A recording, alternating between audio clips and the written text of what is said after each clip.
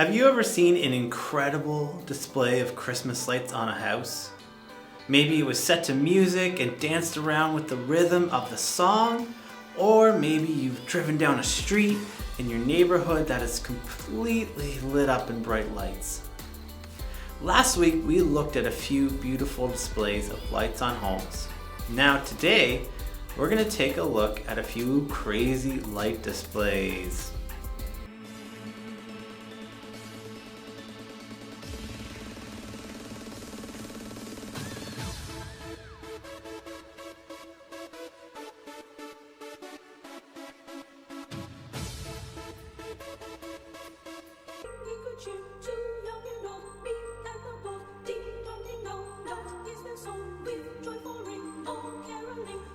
Seems to hear words of good cheer from everywhere, filling the air. Oh.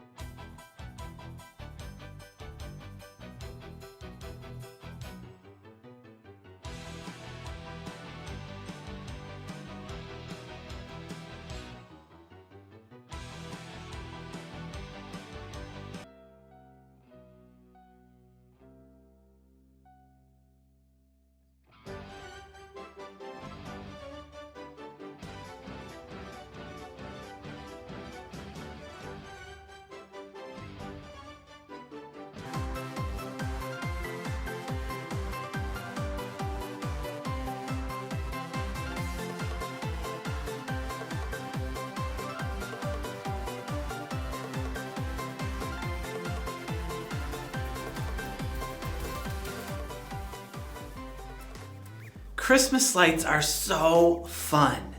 And if you send me a picture of a cool Christmas light display in your neighborhood, I will show it in our next video. Through our series, Light of the World, we are talking about how God has called us to be the light of the world. What in the world does that mean? Let's take a look. Through our series, we are talking all about light and different types of light. Last week, we talked about headlights. Today, we're talking about night lights. Have you ever been in a really dark room?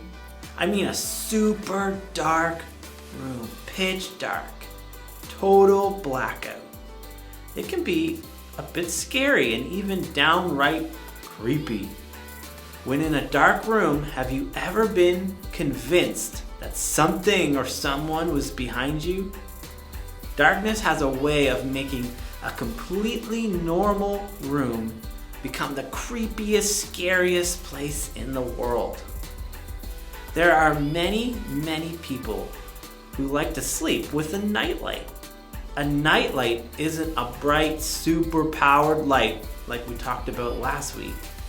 Rather, a nightlight just gives off a soft glow that helps us to keep the darkness from overtaking the room. That's the thing about light. When light shows up, darkness has to leave.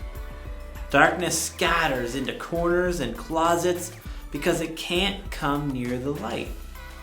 It can be very easy to be afraid of the dark.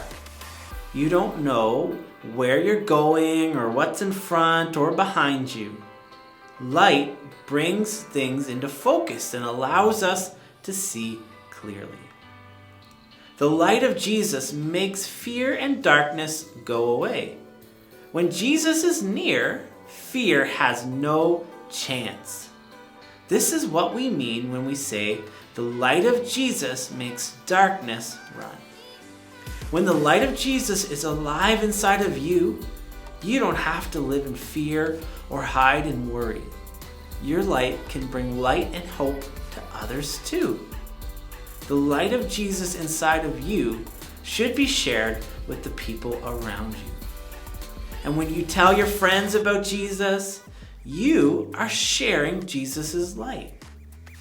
When you comfort a friend in need, you're sharing his light.